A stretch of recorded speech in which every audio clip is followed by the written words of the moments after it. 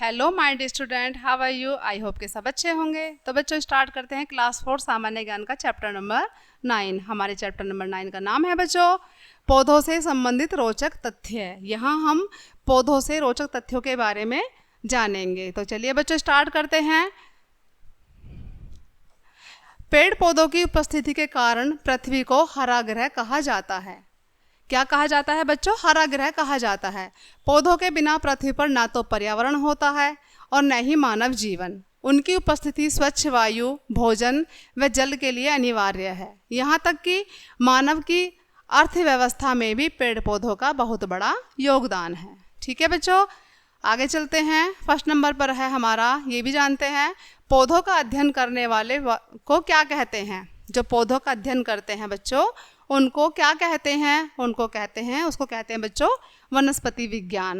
English में कहते हैं इसको बॉटनी। नंबर 2 पर है, ऐसे पौधे का नाम लिखिए जो हरा नहीं होता और उसे वर्षा ऋतु में ही देखा जाता है।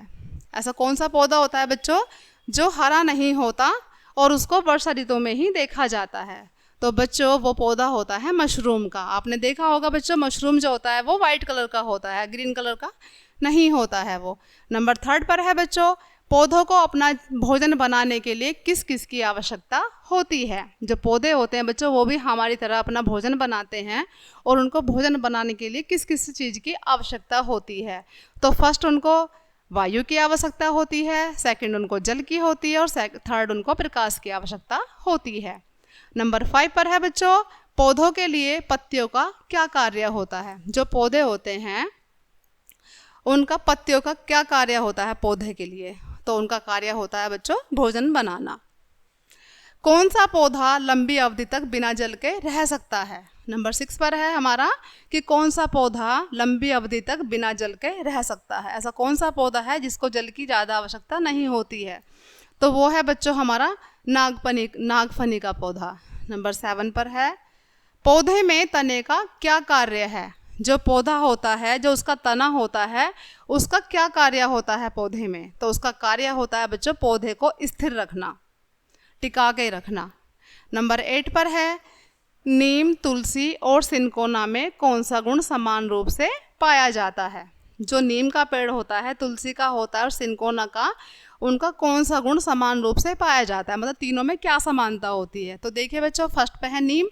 नीम का तेल हमें दवाई के रूप में काम में लाते हैं। सेकंड पर तुलसी है, जो तुलसी की पत्तियां होती हैं उनको भी हम दवाई के रूप में प्रयोग करते हैं। थर्ड पर है हमारा सिनकोना का वृक्ष, जिससे हमें कुनैन की दवाई प्राप्त होती है। तो इनमें समान रूप से क्या गुण हो गया इनसे हमें औषधि प्राप्त होती है तीनों से। 9 पर है हमारा, किस पौधे के पोड वस्त्रों के तंतु बनाने में काम आते हैं।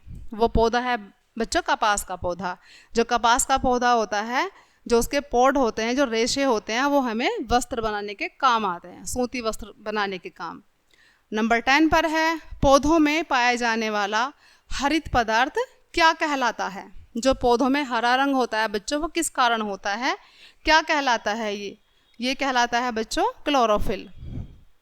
ये भी जानते हैं उपयुक्त नमी और ताप तथा वायु मिलने पर बीज के अंदर छिपा हुआ भ्रूण क्रियाशील हो जाता है। जब हम बीज को जब उपयुक्त नमी और ताप मिलता है और वायु मिलती है तो जो उसके अंदर छिपा हुआ भ्रूण होता है वो क्रियाशील हो जाता है। यह बीज पत्रों में संचित भोजन से ऊर्जा लेकर वृद्धि करने लगता है। लास्ट है बच्चों, काई, लीवरवर्ट, फर्न और हॉस्टेल जैसे सामान्य पौधे भूमि पर उगने वाले प्रथम पौधे हैं। जो भूमि पर प्रथम पौधे हैं बच्चों उनका नाम है ये काई, लीवरवर्ट, फर्न और हॉस्टेल। तो बच्चों ये था हमारा आज का चैप्टर, यहीं फिनिश करते हैं इसको। आई होप कि सभी को समझ आया होगा। तो मिलते हैं नेक्स्ट चैप्टर के साथ, तब तक के लिए बाय बाय।